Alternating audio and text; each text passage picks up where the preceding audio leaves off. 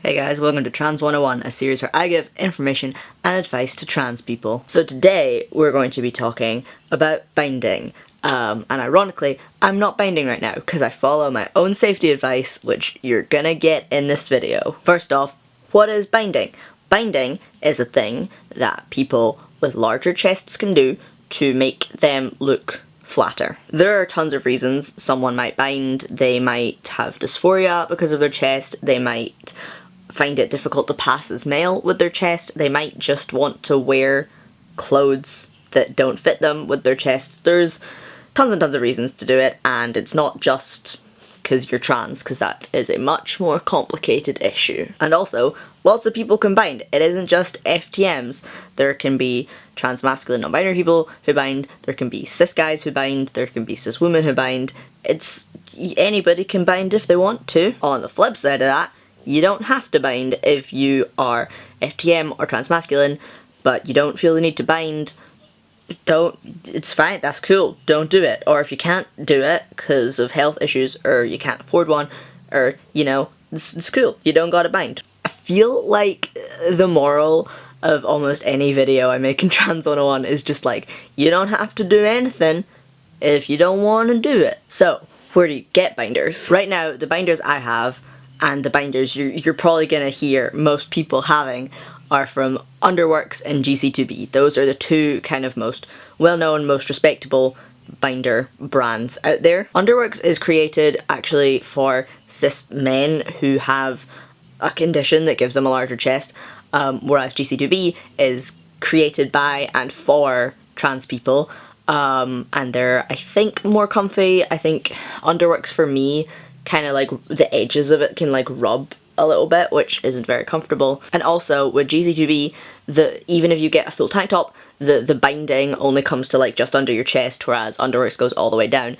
which is sometimes a good thing. For me, I feel like it can like keep my figure more straight up and down, so I wear that one sometimes. It just depends which one you want. There are also binders you can get on like eBay and Amazon and stuff, but I would absolutely recommend against that because they are very unprofessional and unsafe, and you could do permanent lasting damage to your ribs. There are also various tutorials going around there for homemade binders, and I feel very conflicted on this issue because on one hand I want to say don't have a homemade binder, it's very bad for you, try and wait until you can afford a real binder. On the other hand, I can't say shit because I had a homemade binder for like a year and a half before I got my first real one. I did this because I was still in the closet to my family. I couldn't explain to them, like, if a package arrived for me and it had a binder in it, I couldn't explain that away, and also because I didn't know if I really wanted one yet because I was still figuring myself out. So I just went and I got like some women's shapely underwear and just like cut a slit up and put it over my head, and it was bad. It was really bad. Because homemade binders don't have a size guide or anything, so you have no clue if you're getting one that's too tight for you, and mine definitely was.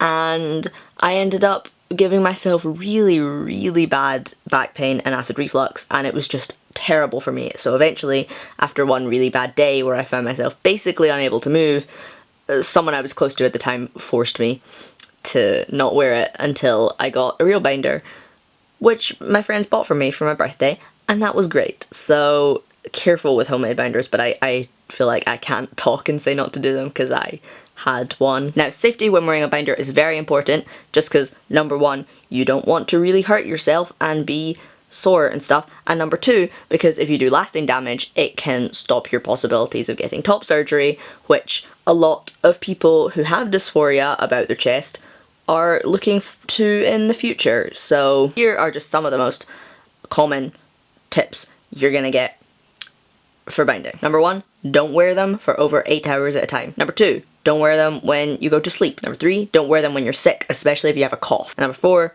don't exercise in them. And those are the basic ones. I would also say be careful drinking in a binder. I'm not gonna say don't, but at least with my experience, I found myself getting drunker faster in a binder, and also I'm a lot more prone to fainting or vomiting, especially if I'm wearing my tightest binder. So if you are binding and drinking alcohol, keep an eye on it and don't think you can take as much as you can when you're not binding. And I also have no illusions about the fact that you're gonna break these rules. There's gonna be days where you're out of the house for longer than 8 hours and you're gonna want to bind.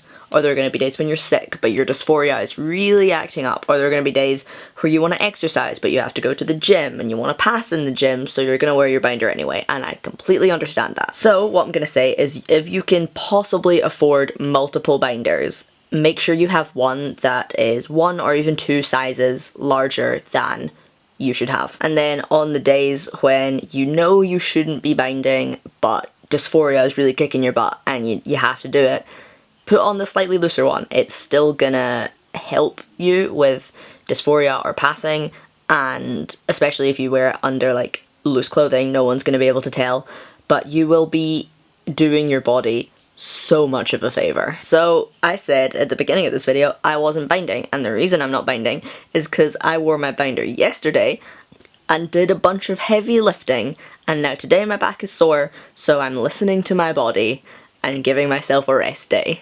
And that's really what you should do too. It's okay to wear your binder for longer than 8 hours until your body tells you to stop. And that might happen long before you've been wearing it for 8 hours. Sometimes I wear my binder for 20 minutes and my body will tell me it is time to stop, and then you have to listen to it. So yes, thank you for listening. Those were my basic tips for binding. This is the first video I think I've made that is more specific to trans masculine people and trans feminine people, and I do apologise for that. I am very aware that the point of view I have and I'm able to give advice on is very narrow, so if you have any other ideas for videos or questions, or you want to collaborate and have a point of view I can't provide, feel free to, you know, utilise the comment section, talk to me on Tumblr or Twitter or anything, and just, yeah, go for it. Okay, thank you for listening, and I will see you